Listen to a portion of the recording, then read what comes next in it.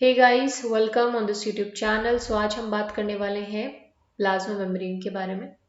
Plasma membrane, these are the biomembrane और the external और the organellar covering of eukaryotic cell. जितनी भी हमारी सेल्स हैं, either it is prokaryotic cell और eukaryotic cell, there is external covering present in them and that is plasma membrane. इसी को biomembrane कहा जाता है बिकॉज ये लिविंग ऑर्गेनिज्म को एक तरीके से कंपार्टमेंट प्रोवाइड करती है उनकी स्पेसिफिक एक्टिविटी, उनकी फंक्शन के लिए। ठीक है, तो आप सभी फेमिलियर हैं कि प्लाज्मा मेम्ब्रेन का स्ट्रक्चर कैसा होता है। ट्राई लैमिनर स्ट्रक्चर है। फ्लूइड मोजाइक मॉडल में आपने देखा कि किस तरीके से इसके अंदर ये फ्लूइड ही होती है, यानी इसमें लिपिड बायलेयर है और लिपिड बायलेयर के साथ इसमें अलग अलग तरीके के प्रोटीन एम्बेडेड हैं। They can be peripheral protein, they can be integral protein और ट्रांसमेम्ब्रेन प्रोटीन। ठीक है, so in this particular video lesson हम लोग बात करने वाले हैं प्लाज्मा मेम्ब्रेन के अंदर किस तरीके के लिपिड्स आपको देखने को मिलते हैं। ठीक है, लिपिड की बात इसलिए कर रहे हैं क्योंकि किसी भी प्लाज्मा मेम्ब्रेन को उसकी बैकबोन कौन प्रोवाइड करता है। अगर आपसे पूछे कि बैकबोन ऑफ प्लाज्मा मेम्ब्रेन क्या है, then of course it is the lipid bilayer.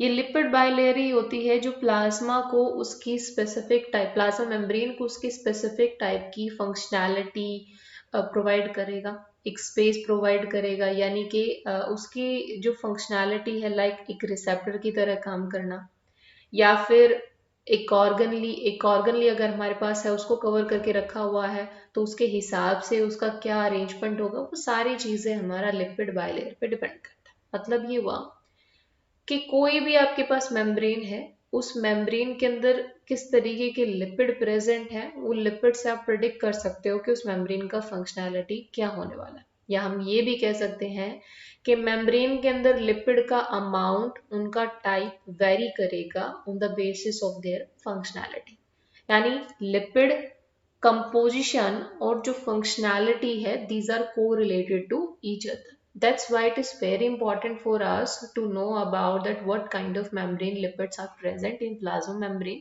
and how they are going to perform the particular function of plasma membrane. So we are all familiar with the common structure or the fluid mosaic model of plasma membrane. We know that कि हमारे पास lipid bilayer होती है, एक outer leaflet होता है, inner leaflet होता है। इन दोनों के बीच में यहाँ पर प्रोटीन एम्बेडेड होते हैं। This protein can be integral protein, this protein can be peripheral protein और ट्रांसमेम्ब्रेन प्रोटीन, है ना। तो मेनली अगर हम कहें तो प्लाज्मा मेम्ब्रेन की जो कंपोजिशन होती है उसमें मेनली हमें देखने को मिलते हैं लिपिड। लिपिड की बाइलेयर होती है, ऑफ कोर्स बाइलेयर का मतलब दो लेयर होगी, आउटर लीफलेट होगा, इनर। दूसरा हमारे पास उसमें होते हैं कुछ स्पेसिफिक टाइप के protein. We will discuss about that in separate lesson. Then कुछ पर्टिकुलर टाइप के कार्बोहाइड्रेट्स यहाँ पे प्रेजेंट होते हैं। यही कार्बोहाइड्रेट किसी भी सेल को उसकी एक आइडेंटिटी प्रोवाइड करते हैं। जैसे आप कॉलेज में जा रहे हो, आपको एक आईडी प्रूफ चाहिए होता है कॉलेज में एंटर करने के लिए। तो अगर किसी भी सेल के बाहर प्लाज्मा मेम्ब्रेन के ऊपर जो कार्बोहाइड्रेट प्रेजेंट है, वो सेल की एक आइडेंटिटी की तरह काम करता है। जैसे अगर हमारे पास कोई फेगोसिटिक सेल है, फेगोसिटिक सेल जो फेगोसाइट कर रही है, उसके ऊपर अलग तरीके के कार्बोहाइड्रेट प्रेजेंट होंगे। अगर हमारी सेल हम कह सकते हैं इम्यून सिस्टम में कोई और फंक्शन परफॉर्म कर रही है तो उस पर अलग तरीके की कार्बोहाइड्रेट प्रेजेंट होगी। बेसिकली ये आइडेंटिटी की तरह काम करते हैं। ठीक है, तो कार्बोहाइड्रेट में भी आपको वेरिएशन देखने को मिलेंगे जब आप अलग अलग टाइप की सेल देखेंगे। लिवर सेल में अलग तरीके के कार्बोहाइड्रेट होंगे, माइटोकॉन्ड्रियल सेल की अलग तरीके, मतलब माइटोकॉन्ड्रिया जो है उसकी मेम्ब्रेन के ऊपर अलग तरीके के कार्बोहाइड्रेट प्रेजेंट होंगे, आरबीसी के ऊपर अलग तरीके के कार्बोहाइड्रेट प्रेजेंट होंगे। समटाइम ये जो कार्बोहाइड्रेट है ये एंटीजन की तरह भी काम करते हैं। एंटीजन बेसिकली होते क्या है, जिनसे हम रिकॉग्नाइज कर रहे हैं किसी भी सेल को। ठीक है, तो आज के लेसन में हम लोग लिपिड की बात करने वाले हैं कि लिपिड कितने डिफरेंट डिफरेंट टाइप के लिपिड्स आपको सेल के अंदर देखने को मिलेंगे और किस तरीके से वो इम्पोर्टेंट है एक सेल की फिजियोलॉजी को मेंटेन करने के लिए। ठीक है, तो मेम्ब्रेन लिपिड्स, सबसे पहली चीज, ये मेम्ब्रेन लिपिड्स जो होते हैं these are amphipathic in nature. Amphipathic का मतलब आई एम श्योर आप समझते होंगे। एम्फीपैथिक का मतलब होता है दोनों तरीके से वो बिहेव करते हैं। हाइड्रोफिलिक मैनर में भी बिहेव करेंगे, हाइड्रोफोबिक मैनर में भी बिहेव करेंगे। हाइड्रोफिलिक का सिंपली मतलब होता है कि इनमें पोलर हेड प्रेजेंट, मतलब पोलर रीजन प्रेजेंट होगा, और ये हाइड्रोफिलिक है तो ये वाटर को लव करने वाला है, वाटर को, मतलब इसका वाटर के साथ रिलेशन बन सकता है, ठीक है। हाइड्रोफोबिक का मतलब उसे वाटर से फोबिया है, नॉन पोलर रीजन यहाँ पे हो सकता है, ठीक है। और यहाँ पर लिपिड लेयर हो सकती है, क्योंकि लिपिड है क्या, एक तरीके से फैट, एक तरीके से हम लोग मान सकते हैं उसका नेचर कैसा होता है, हाइड्रोफोबिक नेचर है, वाटर से उसका कोई भी लेना देना नहीं है, ठीक है। तो मेम्ब्रेन लिपिड्स जो होते हैं these are amphipathic in nature. तीन तरीके के मेनली लिपिड आपको किसी प्लाज्मा मेम्ब्रेन में देखने को मिले, क्योंकि हम यहाँ पे कलेक्टिव मैनर में बात कर रहे हैं, हम किसी स्पेसिफिक मैनर में बात नहीं कर रहे, तो मेनली आपको सेल की मेम्ब्रेन के अंदर तीन तरीके के लिपिड देखने को मिलते हैं। सबसे पहले होते हैं फोस्फोग्लिसराइड्स, ठीक है, नाम से पता चल रहा है इसमें कहीं ना कहीं एक ग्लिसराइड ग्रुप प्रेजेंट है, ग्लिसरॉल प्रेजेंट है और फॉस्फेट ग्रुप प्रेजेंट है ना। दूसरा हमारे पास है स्फिंगोलिपिड्स। ऑफ कोर्स इनका जो कंपोजिशन है वो सेल टू सेल वेरी कर सकता है, बट मेनली हमें किसी भी बायोमेम्ब्रेन के अंदर ये कंपोनेंट देखने को मिलते हैं। देन हमारे पास है कोलेस्ट्रॉल। कोलेस्ट्रॉल की कहानी थोड़ी अलग है, जैसे एनिमल सेल के अंदर आपको मेम्ब्रेन में कोलेस्ट्रॉल देखने को मिलेगा। प्लाज्मा जो प्लाज्मा मेम्ब्रेन होती है हमारे प्लांट्स की, उसमें अलग तरीके के स्टीरोल मॉलिक्यूल देखने को मिलते हैं, कोलेस्ट्रॉल वहां पे प्रेजेंट नहीं होता है। अगर हम बात करते हैं प्रोकैरियोटिक सेल जैसे कि बैक्टीरियल सेल, तो उसमें अलग तरीके के स्टीरोल मॉलिक्यूल देखने को मिलते हैं जैसे कि होपानॉइड्स, बट ऑफ कोर्स वहां पर आपको कोलेस्ट्रॉल देखने को नहीं मिलेगा। तो हम कह सकते हैं कि अलग अलग तरीके के स्टीरोल मॉलिक्यूल प्रेजेंट होंगे डिपेंडिंग कि वो सेल हमारा किसका है, वो सेल प्लांट सेल है, एनिमल सेल है, या कोई प्रोकैरियोटिक या बैक्टीरियल सेल है, ठीक है। लेकिन हम लोग यहाँ पर एनिमल सेल की बात कर रहे हैं, तो of course cholesterol is going to be present there, right, okay. तो फोस्फोग्लिसराइड्स, सबसे पहले फोस्फोग्लिसराइड्स क्या है, most membrane lipid contain a phosphate group. जैसे कहा, देखो किसी भी बायोलॉजिकल टर्म को समझना है सबसे पहले उसे तोड़ लीजिए, ठीक है, आधी चीजें हमारी वहीं से क्लियर हो जाती है। नाम से हमें कुछ ऐसा पता लग रहा है कि इसमें एक फॉस्फेट ग्रुप प्रेजेंट होगा, मल्टीपल भी हो सकते हैं, है ना, फॉस्फेट ग्रुप होना चाहिए, प्लस में इसमें ग्लिसरॉल ग्रुप होना चाहिए, ठीक है। अब फॉस्फोग्लिसराइड को समझने से पहले आप एक नॉर्मल से फैटी एसिड की जब स्ट्रक्चर समझते हो तो उसमें हमारे पास क्या होता है, हमारे पास ग्लिसरॉल यूनिट होती है, तीन फैटी एसिड चेन उसमें अटैच कर सकते हैं, ठीक है। जैसे मैं एक नॉर्मल फैटी एसिड का अगर यहाँ पे सिंपल सा डायग्राम बनाऊं तो कैसा होता है, ग्लिसरॉल की बैकबोन होती है, ओके, पेन थोड़ा सा यहाँ पर दिक्कत कर रहा है, so I hope yes, glycerol backbone हमारे पास होगी, यहाँ पर एक फैटी एसिड की चेन होगी, ठीक है, फैटी एसिड की चेन होगी हमारे पास। देन क्योंकि आपको पता है ग्लिसरॉल के अंदर हमारे पास तीन कार्बन होते हैं, ओके, पेन थोड़ा सा हमारा काम ऐसे ही कर रहा है, तो आई होप आप इसको मैनेज कर पाओगे। फैटी एसिड को मैं कुछ इस तरीके से भी लिख सकती हूँ, यहाँ पर आर ग्रुप मेरा वेरी कर सकता है, यानी कि नंबर ऑफ कार्बन मेरे वेरी कर सकते हैं, ठीक है। तो इस तरीके से तीन फैटी एसिड चेन होती है, किसके पास में, ये मेरा ग्लिसरॉल का बैकबोन है, ठीक है, this is going to be the glycerol backbone. एक नॉर्मल सा फैटी एसिड का स्ट्रक्चर होता है, ठीक है। अब मुझे बनाना है फॉस्फोग्लिसराइड, तो मेरे पास ग्लिसरॉल का बैकबोन मैं वही रख लेती हूँ, बस इसमें एक फॉस्फेट ग्रुप मुझे अटैच करना है, तो मैं क्या करूंगी, एक जो मेरे पास चेन है, मान लीजिए मैं इस चेन को हटा के यहाँ पर क्या कर दूं, उसको रिप्लेस करके एक फॉस्फेट ग्रुप यहाँ पे अटैच कर दूं, तो क्या मेरा फॉस्फोग्लिसराइड बन जाएगा, ऑफ कोर्स बन जाएगा, है ना। तो फॉस्फोग्लिसराइड्स क्या है, दीज आर ग्लिसराइड्स यूनिट्स, इनमें फॉस्फोरिक एसिड यूनिट अटैच होती है, ठीक है। तो क्या होगा, दो इसमें फैटी एसिड की चेन होगी, किसमें, फॉस्फोग्लिसराइड में, और तीसरे कार्बन के ऊपर यहाँ पर एक फॉस्फेट ग्रुप अटैच हो जाता है। अगर मैं यहाँ पर अटैच करके भी बताऊं तो कुछ इस तरीके से फॉस्फेट ग्रुप अटैच हो जाएगा। फॉस्फोरिक एसिड H3PO4 होता है ना हमारा, फॉस्फोरिक एसिड, फॉस्फोरिक एसिड क्या होता है, H3PO4 नेगेटिव, तो उसी को हमें यहाँ पे जोड़ना है, तो ये हमारा हो जाएगा, ठीक है, यहाँ पे नेगेटिव चार्ज हो गया, एंड ऑफ कोर्स यहाँ पे एक R चेन हो सकती है, जो कुछ भी हो सकता है, नंबर ऑफ कार्बन वहां पे वेरी कर सकते हैं। तो ये फॉस्फोग्लिसराइड की एक स्ट्रक्चर है। मैं सिर्फ आपको समझाना चाहती हूँ कि इस तरीके से हमारे जो लिपिड्स होते हैं, मेम्ब्रेन के लिपिड्स होते हैं, वो बनते हैं। कैसे बनेंगे? एक उन पे बैकबोन होती है, उनमें कुछ फैटी एसाइल चेन हो सकती है। ये जो फैटी एसाइल चेन होती है, फैटी एसिड की जो चेन होती है, दे कैन बी सैचुरेटेड, ये सैचुरेटेड हो सकती है, and they can B unsaturated. Saturated unsaturated से आई एम श्योर आप क्लियर है। सैचुरेटेड का मतलब होगा वहां पर सिर्फ और सिर्फ सिंगल बॉन्ड प्रेजेंट है।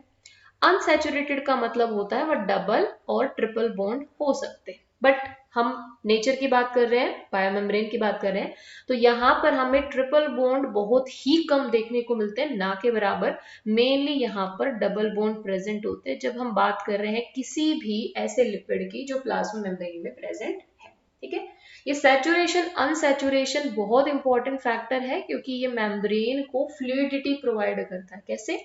जिस चेन के अंदर सिंगल बॉन्ड प्रेजेंट है उसकी कार्बन चेन, ठीक है, आप सोच के देखिए, एक सीधी सी आपके पास रस्सी है और ऐसी आपको बहुत सारी रस्सियों को अरेंज करना है, तो आपके पास बहुत सारा स्पेस है क्योंकि वो स्ट्रेट है। ठीक है, उस स्ट्रेट के साथ और भी ऐसी चेन को अगर आप अटैच करोगे तो it is very easy to arrange them, है ना। तो वो कॉम्पैक्टली अरेंज हो जाएंगी। जितना ज्यादा लिपिड बाइलेयर कॉम्पैक्ट होगी उतना कम उसकी फ्लूइडिटी होगी।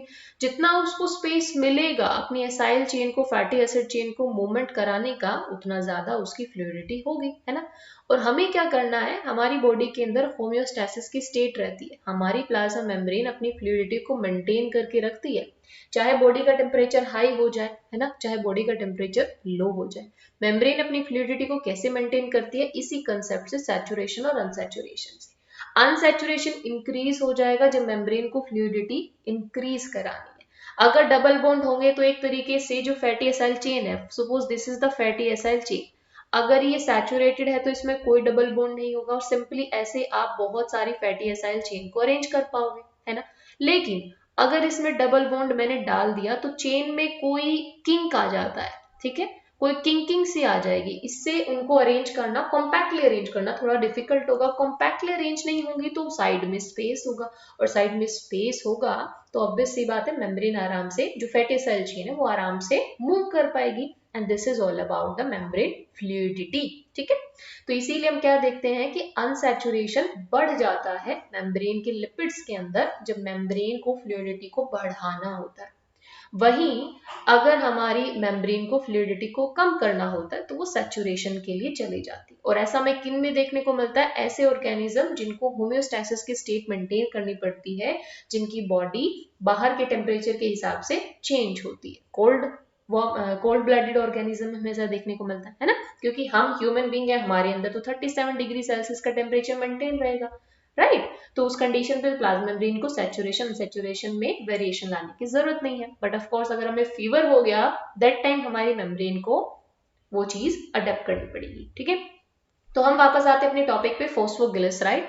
फॉस्फोग्लिसराइड ऑफ कोर्स इसमें एक फॉस्फेट ग्रुप होता है विच मेक्स देम फॉस्फोलिपिड, क्योंकि कॉन्जुगेटेड लिपिड में ही हमने पढ़ा है जब लिपिड किसी अलग ग्रुप के साथ एसोसिएशन में प्रेजेंट होता है तो हम उसे कॉन्जुगेटेड लिपिड कहते हैं। तो phosphoglyceride is a kind of conjugated lipid. Because most membrane phospholipid are built on a glycerol backbone. Backbone किसकी है? Glycerol backbone. ये backbone आप देख रहे हो, this is glycerol backbone. They are called phosphoglyceride. ठीक है, membrane glycerides or diglyceride. Mainly जो हमारी प्लाज्मा मेम्ब्रेन में ग्लिसराइड प्रेजेंट होते हैं वो डाइग्लिसराइड्स होते हैं। डाइग्लिसराइड का मतलब ये होगा कि उनमें सिर्फ और सिर्फ दो ही हाइड्रोक्सिल ग्रुप ऐसे हैं जो स्टेरिफाइड हो रखे फैटी एसिड की चेन के साथ। जैसे कि हमने यहाँ देखा, एक फैटी एसिड की चेन यहाँ पर है, एक चेन यहाँ पर है, मतलब वो डाइग्लिसराइड है। तीसरा जो कार्बन है वो किसके साथ प्रेजेंट है? फॉस्फोरिक ग्रुप के साथ। ठीक है, क्लियर। तो यहाँ पर हमने क्या कहा, मेम्ब्रेन जो ग्लिसराइड्स है दीज आर डाइग्लिसराइड। क्यों? क्योंकि इसके दो कार्बन स्टेरिफाई हो जाते हैं फैटी एसिड चेन के साथ। तीसरा जो कार्बन होता है वो हाइड्रोफिलिक फॉस्फेट ग्रुप के साथ अटैच हो जाता है। अब सोचिए, फॉस्फेट ग्रुप हाइड्रोफिलिक है तो ये वाला जो रीजन होगा ये हाइड्रोफिलिक हो जाएगा। लेकिन ये जो चेन है, मैं इस चीज को यहां से इरेज करके आपको बताती हूँ। देखो, ये वाला जो रीजन है ये कैसा हो जाएगा? ये हाइड्रोफिलिक है, और ये हाइड्रोफिलिक है तो हम कहेंगे ये वाटर को अट्रैक्ट करेगा। and this region, due to the presence of fatty acid chain, this region is going to act as a hydrophobic region। और यही हमने कहा था कि ये एम्फीपैथिक नेचर का होता है कि इसके पास हाइड्रोफिलिक रीजन भी है और हाइड्रोफोबिक रीजन भी है। तो इसीलिए हम कहते हैं जो हाइड्रोफिलिक रीजन है वो हेड की तरह काम करता है, और जो हाइड्रोफोबिक टेल होती है ये किसके तरह काम करेगी, ये टेल की तरह काम करेगी। ठीक है, क्योंकि हाइड्रोफोबिक है तो ये अपने आप को अंदर की तरफ छुपाने की कोशिश करता है। इसीलिए जो प्लाज्मा मेम्ब्रेन होती है उसको जब हम डिनोट करते हैं तो हम कुछ इस तरीके से डिनोट करते हैं। है क्या, ये फोस्फेट ग्रुप है। क्या है, फोस्फेट ग्रुप। ये फोस्फेट ग्रुप क्या है, हाइड्रोफिलिक है, इसलिए बाहर की तरफ है, या तो एक्सोप्लाज्मिक साइड की तरफ होगा या साइटोप्लाज्मिक साइड की तरफ होगा। अंदर की तरफ ये क्या है, दीज आर टेल। कौन सी टेल, ये वही फैटी एसिड वाली चेन है। ठीक है, और क्योंकि हमारी जो टेल होती है वो हाइड्रोफोबिक होती है, इसलिए ये जो प्लाज्मा मेम्ब्रेन की बायलेयर है वो अपने आप को कुछ इस तरीके से अरेंज कर लेती है कि जो हाइड्रोफिलिक हेड होगा वो बाहर की तरफ डायरेक्टेड रहे, चाहे वो साइटोप्लाज्म की तरफ रहे चाहे वो एक्सोप्लाज्म की तरफ रहे, और जो टेल होती है वो अंदर की तरफ डायरेक्टेड हो जाएंगी ताकि उन्हें वाटर को फेस ना करना पड़े, इसीलिए तो उनकी बायलेयर बनती है। Clear, okay. So membrane glyceride diglyceride है। तीसरा हमारे पास इसमें फॉस्फेट ग्रुप बनाता है। Without any additional substitution beyond the phosphate and the 2 fatty acyl chain the molecule is called phosphatidic acid. यानी कि अगर आपसे बोल दिया जाए फोस्फोफैटिडिक एसिड क्या है तो इसमें क्या हो जाएगा, उसमें फॉस्फेट ग्रुप नहीं है, 2 फैटी एसाइल चेन के अलावा जो हमारा ग्रुप बन जाता है दैट इज फोस्फोफैटिक एसिड। ठीक है, क्लियर, ओके। अब देखिए कुछ और इंपॉर्टेंट चीज है जो आपको ध्यान रखना है। हमने कहा कि हमारे पास फॉस्फेट ग्रुप है प्लस ग्लिसरॉल ग्रुप है। ठीक है, तो एक एडिशनल ग्रुप भी समटाइम इसमें लिंक अप हो जाता है इस फॉस्फेट ग्रुप के साथ। देखो जो हमने स्ट्रक्चर पढ़ी थी उसमें हमने यही तो कहा था कि जो थर्ड कार्बन है उस थर्ड कार्बन पे हमारा फॉस्फेट ग्रुप अटैच है, और इस फॉस्फेट ग्रुप के साथ यहाँ पर एक आर ग्रुप भी है ना। अब ये जो आर ग्रुप है, this R group can be anything, है ना, ये कोई एडिशनल ग्रुप हो सकता है ऑन द बेसिस ऑफ कि कौन सा एडिशनल ग्रुप यहाँ पर अटैच है। अलग अलग तरीके के फॉस्फोलिपिड फॉस्फोग्लिसराइड्स आपको मेम्ब्रेन में देखने को मिलते हैं। जैसे अगर इस आर ग्रुप की जगह, मैं यहाँ पे ग्रुप लिख रही हूँ कि इस आर ग्रुप की जगह हमारे पास क्या होगा, अगर यहाँ पर प्रेजेंट है कोलिन ग्रुप तो हमारे पास कौन सा लिपिड बनेगा, इसकी जगह प्रेजेंट हो सकता है इथेनोला अमीन। ठीक है, इसी की जगह प्रेजेंट हो सकता है सेरीन ग्रुप, यहां पर आ सकता है इनओसिटॉल ग्रुप। क्लियर, अब इनको ऐड करने के बाद किस तरीके का फोस्फोग्लिसराइड हमें मिलेगा। सो अगर इस आर ग्रुप में हमें मिला कोलिन तो हमारा ये बन जाएगा फोस्फैटिडाइल कोलिन। ठीक है, इस फोस्फैटिडाइल कोलिन को मैं शॉर्टकट में पीसी लिख सकती हूँ। इथेनॉलमीन को अगर मैंने जोड़ा तो यहां बन गया फोस्फैटिडाइल एथेनॉल अमीन, यानी के पीई मैं इसको लिख सकती हूँ। सीरीन हो गया तो फोस्फैटिडाइल सीरीन, और इसको हम शॉर्टकट में लिख सकते हैं PS PS yes PS. Inositol हो गया तो फोस्फैटिडाइल इनोसिटोल। ठीक है, जिसको हम पीआई लिख सकते हैं। तो शॉर्ट फॉर्म में आपने पढ़ा होगा कि पीसी प्रेजेंट है, पीई प्रेजेंट है ना। तो ये हमारे डिफरेंट टाइप के फॉस्फोग्लिसराइड हो गए ऑन द बेसिस ऑफ कि कौन सा एडिशनल ग्रुप फॉस्फेट के साथ अटैच होता है। ठीक है, तो यहाँ पर हमारे पास एक और चीज आपने ध्यान रखनी है, जो पीएस है यानी कि फोस्फैटिडाइल सीरीन एंड जो हमारे पास पीआई है, इनके ऊपर जो ओवरऑल चार्ज होता है, ओवरऑल चार्ज कैसा है, इनके ऊपर नेगेटिव चार्ज होता है। वहीं हमारे पास जो पीसी यानी कि फोस्फैटिडाइल कोलिन है और फोस्फैटिडाइल एथेनॉलमीन है, इसके ऊपर जो ओवरऑल चार्ज होता है that is going to be neutral. ये इंपॉर्टेंट है क्योंकि सेल जो है, आपने अगर मूवमेंट पढ़ी है कि मेम्ब्रेन के लिपिड मूवमेंट शो करते हैं, वो मूवमेंट क्यों शो करते हैं, क्योंकि उन्हें होम्योस्टैटिक स्टेट को मेंटेन करना है।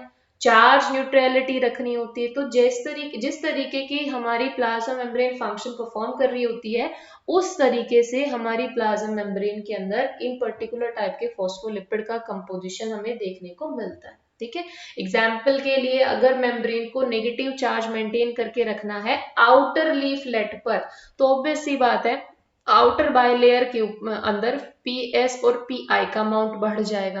अगर सेल को न्यूट्रल चार्ज रखना है तो वहां पर पीसी और पीई का अमाउंट बढ़ जाएगा, यानी कि जो फॉस्फोग्लिसराइड वहां पे प्रेजेंट होंगे उनमें भी कौन से पर्टिकुलर टाइप के प्रेजेंट होंगे, आइदर पीएस और पीआई, पीसी और पीई। ठीक है, आई एम श्योर ये चीज आपको क्लियर हो गई होगी। आप इसको नोटेड डाउन कर लीजिए, मैं इसको इरेज कर रही हूँ एंड हम इसके बाद मूव करते हैं फर्दर। सेकेंड टाइप का हमारे पास जो मेम्ब्रेन लिपिड्स होता है दैट इज स्फिंगोलिपिड। बेसिक हमने समझ लिया है कि किस तरीके की पॉसिबल स्ट्रक्चर इनकी बन सकती है, किस तरीके से को एक बैकबोन प्रेजेंट होगी, फैटी एसाइल ग्रुप अटैच होगा, है ना। तो अभी मैं ज्यादा डिटेल में आपको ना समझा के इसके इंपॉर्टेंट पॉइंट्स को समझाऊंगी। स्फिंगोलिपिड की बात करें, this is the second most lipid that is found in plasma membrane. Sphingolipid सबसे कम अमाउंट में मिलता है, यानी कि जितने आपने लिपिड पढ़े, एक हमने बात करी कि फोस्फोग्लिसराइड प्रेजेंट हो सकता है, ठीक है, फोस्फोग्लिसराइड, कोलेस्ट्रॉल, और हमारे स्फिंगोलिपिड में से सबसे कम अमाउंट में कौन सा लिपिड प्रेजेंट है, तो of course it is the sphingolipid. ठीक है, तो स्फिंगोलिपिड लीस्ट अबंडेंट है प्लाज्मा मेम्ब्रेन में।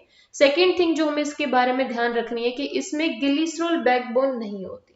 अब बात आती है ग्लिसरॉल बैकबोन नहीं है तो किसकी बैकबोन है, तो इसमें एक ग्रुप होता है स्फिंगोसाइन। ये स्फिंगोसाइन किससे बनता है, अमाइनो एसिड से बनता है। तो स्फिंगोसाइन हमारे पास, ये स्फिंगोसाइन के साथ हमारी फैटी एसिड चेन अटैच होती है, फैटी एसाइल चेन हम बोल सकते हैं, और ये बनाती है स्फिंगोलिपिड। ठीक है, तो इसमें हमारे पास एक स्फिंगोसाइन अमीनो ग्रुप होता है, उसके साथ हमारी fatty acid chain, long fatty acid chain है, वो अटैच होकर स्फिंगोलिपिड की फॉर्मेशन करती है। समटाइम इसमें एक एडिशनल ग्रुप भी प्रेजेंट होता है जिसको हम बोलते हैं फॉस्फोरिकोलिन, यानी कि कोई भी एडिशनल ग्रुप हो सकता है ऑफ कोर्स, बट मेनली इसमें एक एडिशनल ग्रुप है, यहीं से हम उसको प्लस कर देते हैं फॉस्फोरिकोलिन, राइट। और इससे हमारा बन जाता है, जब इसमें फॉस्फोरिकोलिन एडिशनल ग्रुप अटैच होता है तो ये एक स्पेसिफिक टाइप का स्फिंगोलिपिड बनाता है, और उस स्फिंगोलिपिड को हम क्या कहते हैं, उसको कहते हैं स्फिंगोमाइलिन। देखा होगा आपने स्फिंगोमाइलिन कहाँ प्रेजेंट होता है, मेनली प्रेजेंट होता है आपकी नर्व सेल में। ठीक है, वहां पर माइलिन शीथ की फॉर्मेशन करता है। ठीक है, किसकी फॉर्मेशन करेगा, माइलिन शीथ की फॉर्मेशन करेगा। कब करेगा, जब इसमें एक एडिशनल ग्रुप फॉस्फोरिकोलिन नाम का प्रेजेंट। ठीक है, इट इज अ डेरिवेटिव स्फिंगोसाइन, एक अमीनो अल्कोहल है जिसके साथ एक लॉन्ग हाइड्रोकार्बन चेन हमारी अटैच होती है। अगर हमारा स्फिंगोसाइन हमने कहा एडिशनल ग्रुप फॉस्फोरिकोलिन प्रेजेंट है तो ये स्फिंगोमाइलिन बनाता है, लेकिन अगर इसके साथ एडिशनल ग्रुप में कार्बोहाइड्रेट प्रेजेंट है तो ये क्या बनाएगा, क्योंकि एडिशनल ग्रुप तो कुछ भी हो सकता है, तो अगर एडिशनल ग्रुप में कार्बोहाइड्रेट प्रेजेंट है तो उसको फिर हम कहेंगे ग्लाइकोलिपिड्स। ठीक है, दीज आर ग्लाइकोलिपिड्स। अब ये ग्लाइकोलिपिड में हमने कहा कि कार्बोहाइड्रेट के जुड़ने से बना है। कार्बोहाइड्रेट यहाँ पर सिंपल भी हो सकता है और हो सकता है ओलिगोसेक्राइड या हमारा पॉलीसेक्राइड हो। तो अगर ये कार्बोहाइड्रेट हमारा सिंपल शुगर है, ठीक है, सिंपलेस्ट शुगर इसमें अटैच हो रहा है, तो फिर इस कार्बोहाइड्रेट को या ग्लाइकोलिपिड को हम एक स्पेसिफिक नाम दे देते हैं, दैट इज सेरेब्रोसाइट्स। ठीक है जी, लेकिन अगर इसकी जगह पे यहां पर कुछ शुगर के क्लस्टर अटैच हैं तो उस कंडीशन में इसको हमने एक और स्पेसिफिक नाम दे दिया जिसे हम कहते हैं गैंग्लियोसाइट्स। ठीक है, कलेक्टिवली हमने क्या कहा, ग्लाइकोलिपिड्स, बट डिपेंडिंग कि कार्बोहाइड्रेट यूनिट वहां पर सिंपल शुगर है या क्लस्टर में प्रेजेंट है, हमने इसको नाम दे दिया सेरेब्रोसाइट्स या फिर गैंग्लियोसाइट्स। ठीक है, जैसे एग्जांपल के लिए नर्वस सिस्टम, सबसे ज्यादा कहां पर ग्लाइकोलिपिड प्रेजेंट होते हैं, हमारे नर्वस सिस्टम में प्रेजेंट होता है ग्लाइकोलिपिड। ठीक है, ग्लाइकोलिपिड माइलिन शीट जो अभी हमने बात करी। ठीक है, और कौन सा ग्लाइकोलिपिड माइलिन शीट में प्रेजेंट होता है, तो ये है हमारे पास गैलेक्टोसाइड्स। गैलेक्टो सेरेब्रोसाइड्स नाम का हमारे पास ग्लाइकोलिपिड है जो हमें माइलिन शीट में देखने को मिलता है। ठीक है, तो इतनी सी बातें हैं जो हमें स्फिंगोलिपिड के बारे में याद रखनी है। थर्ड हमारे पास है cholesterol. Cholesterol mainly animal cell में प्रेजेंट होता है, प्लांट सेल में आप और भी डिफरेंट डिफरेंट टाइप के स्टीरोल ग्रुप देखोगे। टोटल जो लिपिड प्रेजेंट होता है उसका 50% हमारा कोलेस्ट्रॉल ही प्रेजेंट होता है। बहुत इंपॉर्टेंट है ये मेम्ब्रेन को उसकी फ्लूइडिटी प्रोवाइड करने के लिए, उसकी इंटीग्रिटी प्रोवाइड करने के लिए। It interfere with the movement of the fatty acid tails, ये मूवमेंट को कंट्रोल करता है एक्चुअली। अगर कोलेस्ट्रॉल का अमाउंट बहुत ज्यादा हो जाए तो मेम्ब्रेन की फ्लूइडिटी, हमारी इंटीग्रिटी जो है डिस्टर्ब हो जाती है। And it increase the durability while decreasing the permeability of membrane। और ये एक स्पेसिफिक टाइप की स्ट्रक्चर भी बनाता है जिसको हम कहते हैं लिपिड राफ्ट्स। ठीक है, तो लिपिड राफ्ट्स में हमें एक स्पेसिफिक टाइप का एसोसिएशन देखने को मिलता है in between the sphingosine and the cholesterol group. We will discuss about that later in separate video lesson. ठीक है, तो अब हम समझते हैं कि ये तो हो गया डिफरेंट टाइप के लिपिड्स। हमने 3 तरीके के लिपिड देखे, हमने देखा किस तरीके से बन सकते हैं। ठीक है, कोलेस्ट्रॉल में क्या है, स्टीरियल ग्रुप है बेसिकली। तो हमारी जो मेम्ब्रेन होती है ना उसका सिमेट्री कैसा होगा, यानी कि किस तरीके के लिपिड हमें देखने को मिलेंगे, क्योंकि हमने क्या कहा था, मेम्ब्रेन कैसी है, बायलेयर है, और बायलेयर के अंदर 2 लीफलेट होते हैं। एक आउटर लीफलेट होता है जो किसको फेस करता है, एक्सोप्लाज्म को फेस करता है। ठीक है, एक इनर लीफलेट होता है जो साइटोप्लाज्म को फेस कर रहा होता है। अब दोनों का कंपोजिशन अलग अलग होता है। देखिए कितनी कमाल की बात है, हमारी प्लाज्मा मेम्ब्रेन बायलेयर जरूर है बट उसका कंपोजिशन बिल्कुल अलग अलग है। आउटर लीफलेट में अलग फोस्फोलिपिड प्रेजेंट होते हैं, इनर लीफलेट में अलग प्रेजेंट होते हैं। जैसे जो आउटर लीफलेट होती है, इस आउटर लीफलेट के अंदर आपको इस आउटर लीफलेट में आपको ज्यादा अमाउंट में ग्लाइकोलिपिड्स देखने को मिलेंगे। ठीक है, यहाँ पर ग्लाइकोलिपिड्स ज्यादा देखने को मिलेंगे। ज्यादा अमाउंट में फोस्फोलिपिड, कौन से फोस्फोलिपिड, उसमें भी हमारा पीसी यानी कि फोस्फैटिडाइल कोलिन ज्यादा अमाउंट में देखने को मिलेगा।